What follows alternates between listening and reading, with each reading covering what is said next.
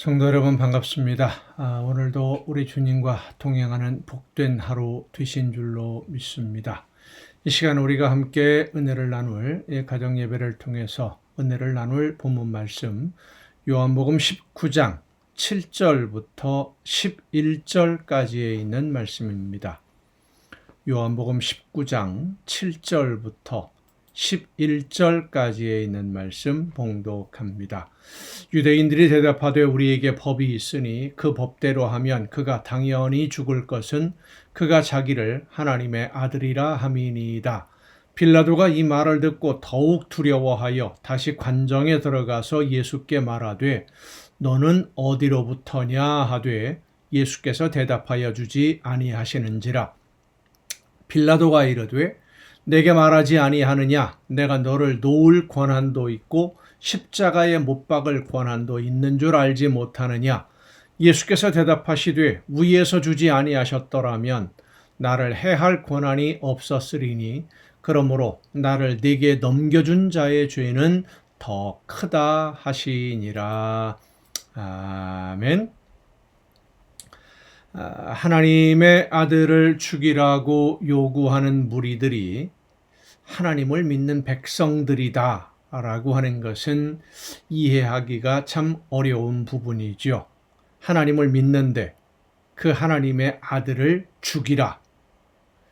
말이 안 되는 이야기이지 않습니까? 빌라도는 유대인들이 십자가에 못 박으라고 요구하고 있는 이 죄인, 예수님이 죄인으로 끌려와 있는데 이 죄인이 하나님의 아들이다 라는 말을 듣고는 더 큰 두려움에 빠집니다.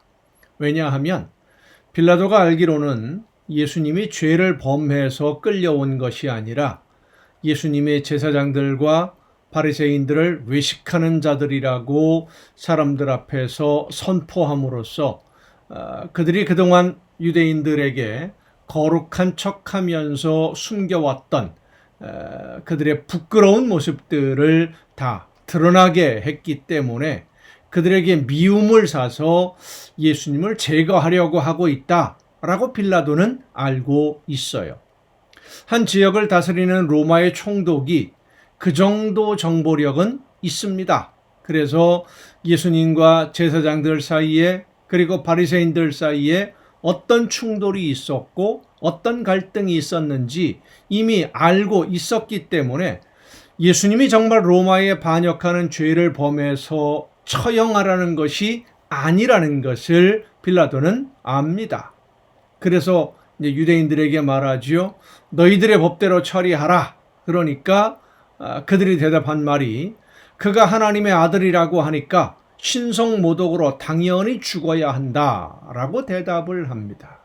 자, 그러면 유대인들이 직접 자기들의 손으로 처형을 하면 되는데 즉결 처형할 수 있거든요. 유대인들은 그렇게 하면 되는데 굳이 빌라도에게 사형시켜달라고 압력을 행사하고 있는 이유, 어제도 우리가 이 말씀을 잠깐 언급을 했습니다마는 굳이 빌라도에게 이 예수님을 처형하라고 지금 압력을 가하고 있지 않습니까?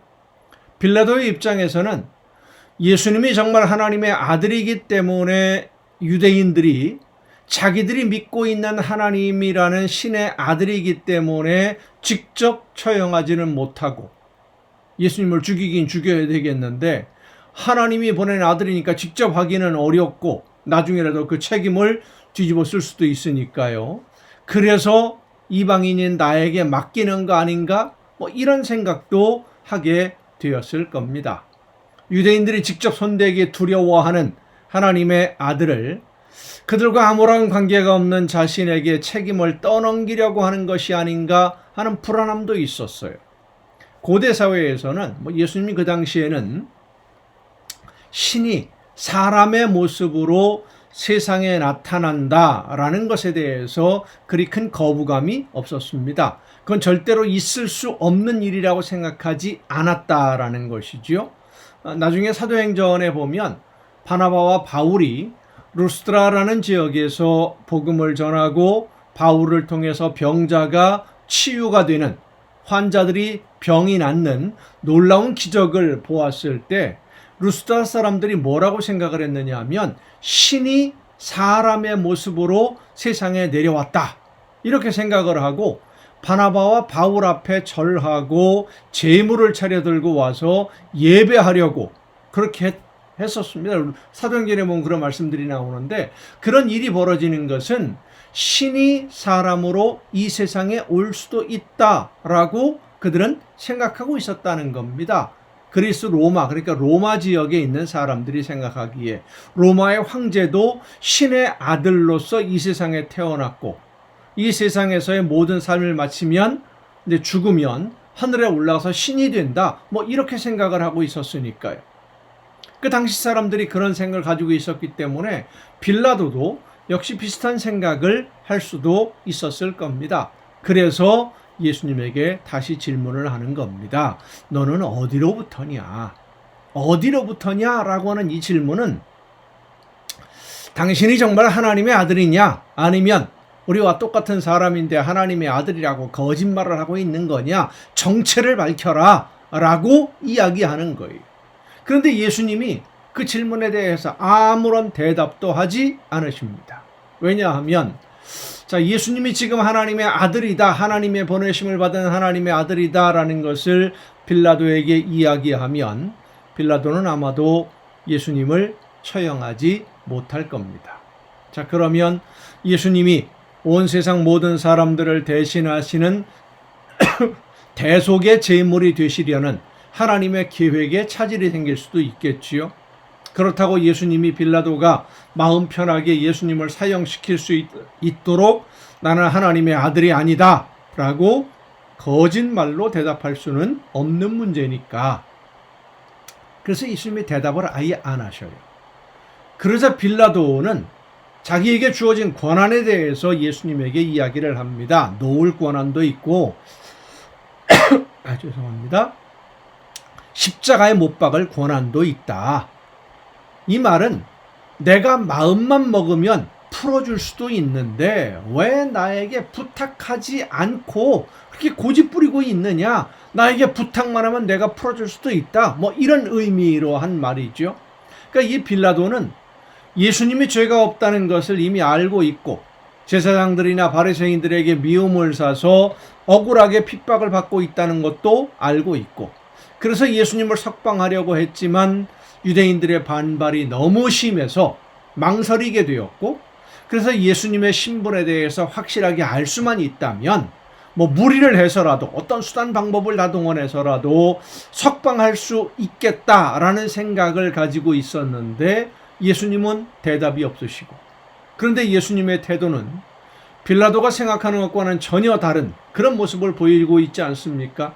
죽음을 눈앞에 두고 있는 사람답지 않게 두려움이 없고 당당하게 자기를 변론하지도 않고 그런 모습, 죽음을 눈앞에 두고도 담담한 예수님의 모습, 정말 하나님의 아들일 수도 있겠다라는 생각이 들 정도로 당당하신 예수님의 모습을 보면서 빌라도는 더 두려웠습니다. 자신은 사람들을 죽이고 살릴 수 있는 권력을 가지고도 불안하고 또 두려운데 죽음을 눈앞에 두고도 이렇게 평안할 수 있을까? 그런데 빌라도가 생각하지 못했던 것 한 가지가 있습니다. 빌라도가 가지고 있었던 이 권력이 어떤 것인지 그 스스로 알지 못하고 있다는 사실이죠. 빌라도가 가지고 있으면서 의지했던 권력은 세상의 권력입니다. 그리고 이 세상의 모든 것은 하나님이 허락하셔야만 유지될 수 있다는 것을 빌라도는 알지 못했던 것입니다. 그런데 오늘도 이 빌라도처럼 먼지와 같은 권력, 그런 재물, 명예 이런 것들을 의지하는 사람들이 참 많습니다. 오늘날에도. 지금은 그 힘이 필요한 것 같고 능력이 있는 것 같고 그것이 무슨 큰 힘이 될 것 같지만, 의지할 만한 것 같지만, 도움이 될 만한 것 같지만, 그 모든 것들이 세상의 권력이나 힘이나 재물이나 지식이나 명예, 이 모든 것들이 하나님 앞에서는 아무런 쓸모가 없는 것들 뿐입니다. 먼지와 같은 거예요. 하나님이 허락하지 않으시면 그 순간 모든 것 다 사라질 수밖에 없는 겁니다. 예수님은 그런 먼지와 같은 것을 의지하지도 말고 자랑하지도 말라라고 빌라도에게 말씀하고 있는 것인데, 빌라도에게 뿐만 아니라 오늘 저와 여러분에게도 말씀해 주고 계십니다. 쓸데없는 것, 쓸모없는 것을 의지하지 말고 하나님을 믿고 하나님의 말씀만 따라 순종함으로 하나님의 크신 은혜와 능력을 날마다 체험하는 여러분 모두가 될 수 있기를 간절히 바랍니다. 기도하시겠습니다.